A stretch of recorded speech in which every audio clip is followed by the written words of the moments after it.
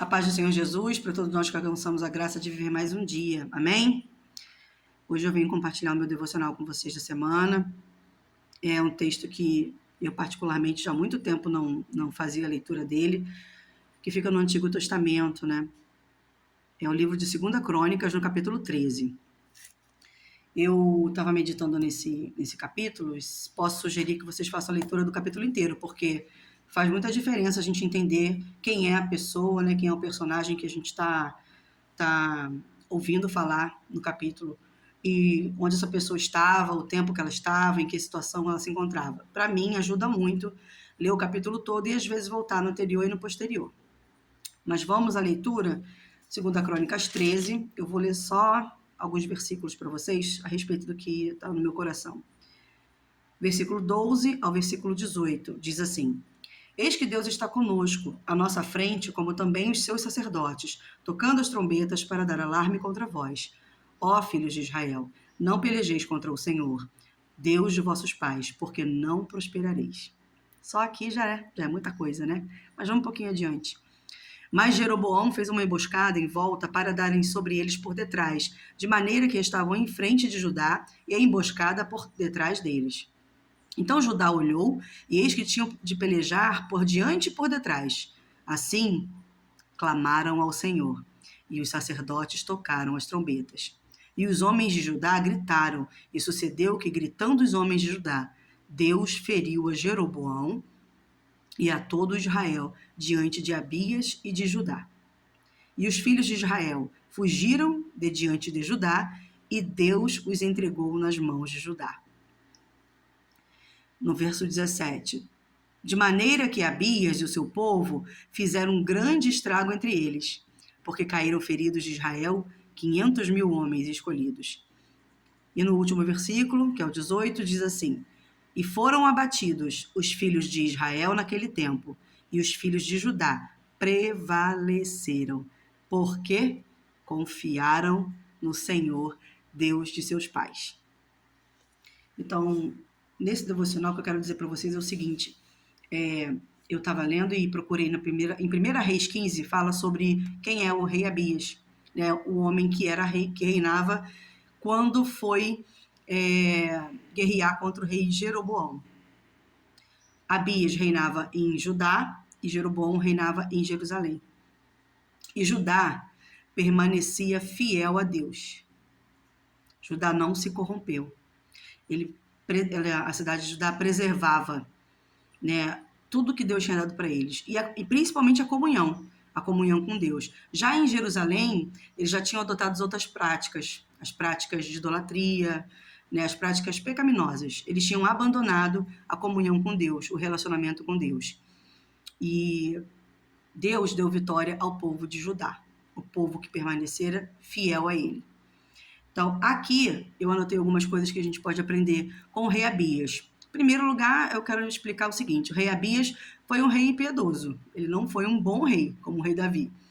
Mas reinou sobre Judá, que era um povo leal a Deus, por aproximadamente 3 anos. O seu coração não era perfeito. Abias não foi um bom rei, mas ele estava sob a promessa de Deus ao rei Davi. E porque ele preservava a comunhão com Deus, com o povo, né, Deus o poupou durante esse período em que ele reinou.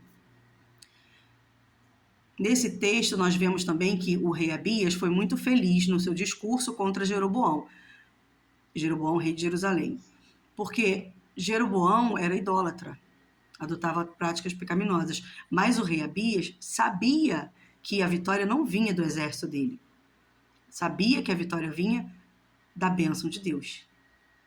Eles tinham certeza de que, para ter vitória, eles não podiam ir sozinhos para a guerra. Eles tinham que ir se Deus fosse adiante deles.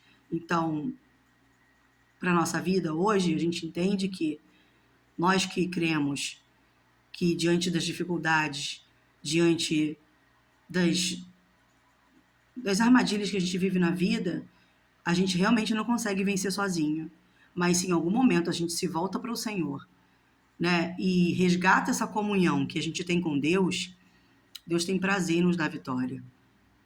Ele tem prazer em honrar os seus filhos, aqueles que permanecem e perseveram na comunhão com Deus. eu anotei aqui pra gente, que nós não façamos como o rei Jeroboão, que abandonou tudo no relacionamento com Deus, mas que a gente possa abandonar tudo que interfere no nosso relacionamento com Deus. Para viver com Deus aqui na Terra e sermos os seus representantes aqui, nós vamos precisar viver os preceitos de Deus. A gente vai viver conforme as regras dele, os padrões de Deus, e não os nossos. E aí, muitas vezes, por causa dessa renúncia que é necessária, a gente deixa de viver o extraordinário com Deus aqui na Terra, porque a gente quer continuar no controle da situação, fazendo da forma como a nossa mente limitada entende que é a melhor forma de reagir ou de agir.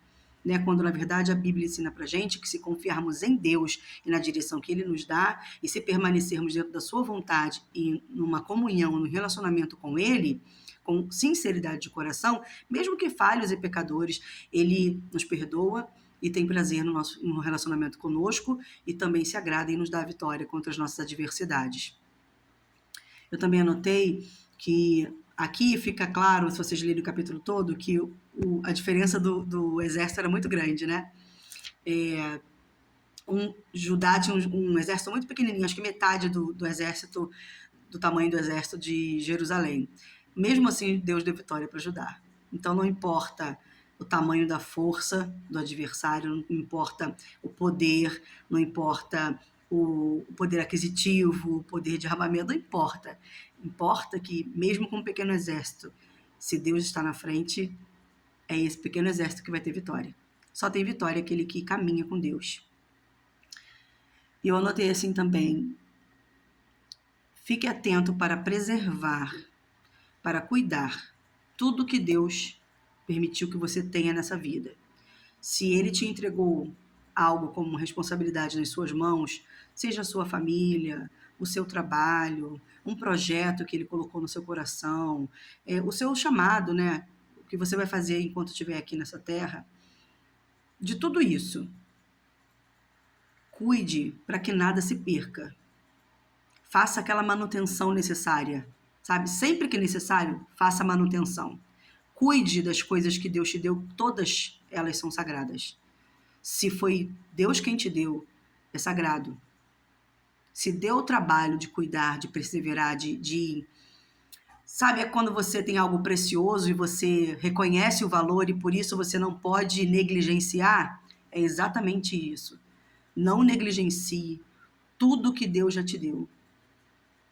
Não negligencie. E se você prestar atenção, ainda que você não tenha posses, você tem coisas que Deus colocou dentro de você que tem muito valor. Então, cuide delas também. Eu vou ficar por aqui, quero agradecer a Deus por essa devocional, né? Porque eu ainda fico aqui tentando entender um pouquinho mais da história, né? O André, meu marido, gosta muito de buscar mais informações, ele estava agora mesmo me fazendo várias perguntas a respeito do texto, mas dessa mensagem aqui, para mim foi uma mensagem de esperança, porque desde que permaneçamos na vontade e no relacionamento com Deus, não tem guerra que a gente não possa vencer.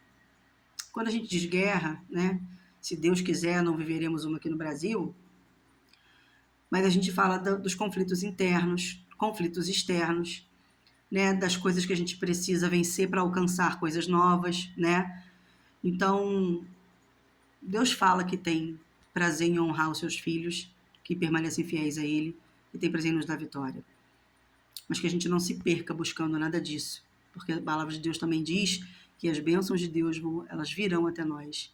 Então, se preocupe em se relacionar com Ele, se preocupe em permanecer na vontade dEle e de todo o resto Ele vai cuidar. Mesmo que seja um adversário chegando para te desafiar, Deus vai te dar a vitória.